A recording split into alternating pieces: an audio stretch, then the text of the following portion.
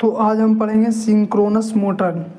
तो synchronous motor को इसको हिंदी में बोलते हैं तुल्यांकी मोटर। और इसका जो सिंक्रोनस मोटर होता है वो नियत गति से कार्य करते हुए विद्युत ऊर्जा को यांत्रिक ऊर्जा में बदलता है। यानी जो विद्युत ऊर्जा को यांत्रिक ऊर्जा में बदलता है उसको बाद में आपको रोटर या मोटर की गति होता है एन आर बराबर, यानी मोटर और रोटर की गति दोनों होता है बराबर। इसका जो स्लिप होता है जीरो होता है, इसका जो स्लिप होता है जीरो होता है। इसका प्रारंभिक टॉर्क शून्य या न्यून होता है।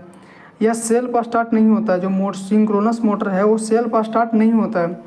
उसके बाद में आपको सिंक्रोनस मोटर को स्टेटर पे डीसी सप्लाई देते हैं और रोटर स्टेटर पे एसी सप्लाई देते हैं और रोटर पे डीसी सप्लाई देते हैं।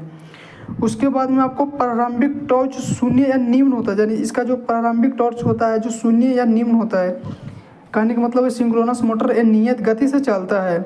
उसके बाद में यह जो सिंक्रोनस मोटर है ये सेल्फ स्टार्ट नहीं होता है।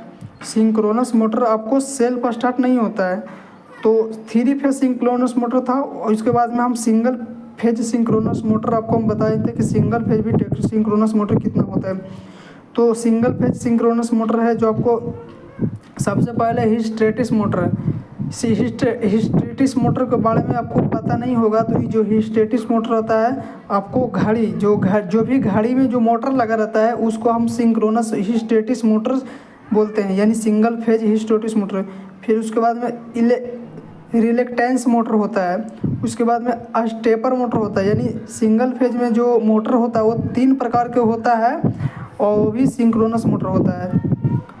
उसके बाद में सिंक्रोनस मोटर लीडिंग लैगिंग, जो सिंक्रोनस मोटर किस सिद्धांत पे काम करता है तो सिंक्रोनस मोटर लीडिंग लैगिंग युक्ति पावर फैक्टर, यानी युक्ति पावर फैक्टर पर कार्य करता है। इसको पारेशन लाइन के पावर फैक्टर को बढ़ाता है। यानी सिंगल फेज जो भले पारेशन लाइन को पावर फैक्टर को बढ़ाता है सिंक्रोनस मोटर, ठीक।